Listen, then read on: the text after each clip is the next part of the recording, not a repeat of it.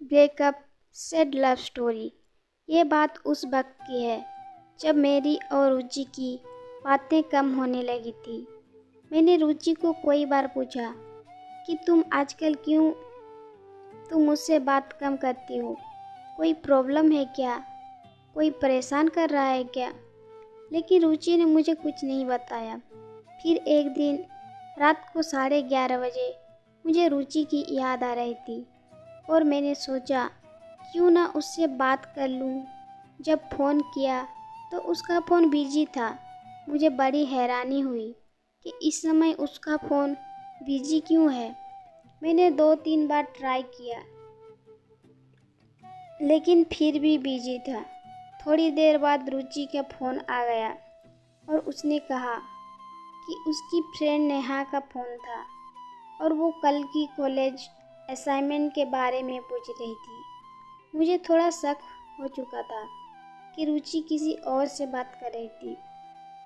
इसी तरह 1 महीना बीत गया और उस 1 महीने में रुचि मुझसे बहुत कम बातें करने लगी थी।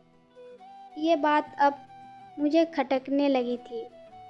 एक दिन मैं मार्केट में कुछ लेने के लिए गया था तो मैंने देखा कि रुचि एक लड़के के साथ रेस्टोरेंट में बैठी हुई है। मेरा शक यकीन में बदल गया, लेकिन मैंने उस समय रुचि को कुछ नहीं कहा। मैंने वहाँ से चुपके से निकल गया। घर आकर मैंने बहुत सोचा कि कहीं ये मेरा प्यार एक तरफा तो नहीं। मैं बहुत उदास था क्योंकि उस दिन मैं बहुत अकेला महसूस कर रहा था। अगले ही दिन मैंने रुचि को फ़ोन किया और उसे मिलने के लिए बुलाया। मैं अंदर ही अंदर जानता था कि ये शायद मेरी रुचि के साथ आखिरी मुलाकात होगी। उस दिन मैं बहुत इमोशनल था। मैं रुचि को मिला, उसका हाथ पकड़ा और मैंने वो कहा जो मैंने कभी सोचा भी नहीं था। मैंने रुचि को कहा, रुचि, मैंने तुम्हें बहुत प्यार किया था। मेरा वक्त, मेरी दिल, मेरी फीलिंग्स सब तुम्हारे लिए थी। लेकिन तुम शायद बदल गई हो और इसमें कोई बुराई नहीं। वक्त के साथ हर इंसान बदल जाता है, लेकिन कम से कम मुझे एक बार बता तो करके देखी होती।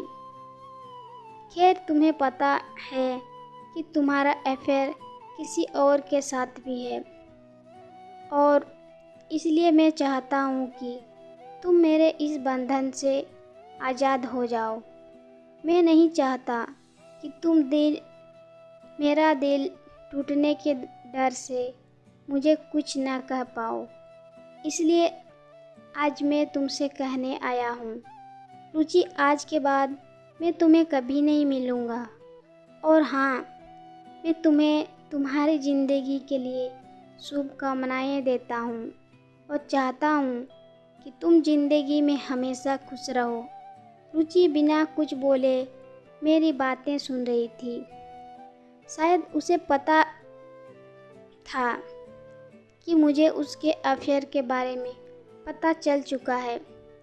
उसकी आंखें भी नम थी, लेकिन अब मुझे कोई फ़र्क नहीं पड़ता था।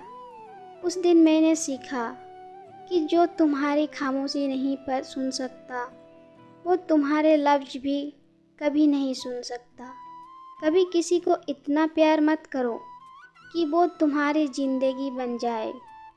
उसके जाने के बाद जीना बहुत मुश्किल हो जाता है। प्यार ज़िंदगी में सिर्फ एक बार होता है और इसलिए बड़ी सावधानी से अपना लाइफ पार्टनर चुनिए। गलत लाइफ पार्टनर चुनने से आपके इमोशंस और फीलिंग्स का ही हनन होगा। इस दुनिया में माँ बाप से ज़्यादा कोई तुम्हें प्यार नहीं कर सकता। वो चाहे तुम्हें डांटते हों, लेकिन हमेशा तुम्हारा भला ही चाहते हैं। कभी किसी के साथ टाइम पास के लिए अफेयर मत करो।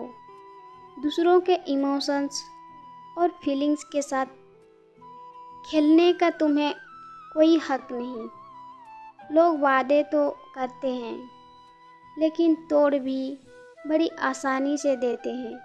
जब दिल टूटता है तो संभालना बड़ा मुश्किल लगता है।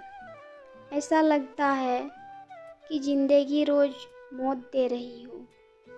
तो दोस्तों, ये कहानी आपको कैसी लगी कमेंट करके ज़रूर बताइए, शेयर कीजिए और अगर चैनल में नए हो तो सब्सक्राइब करना ना भूलिए।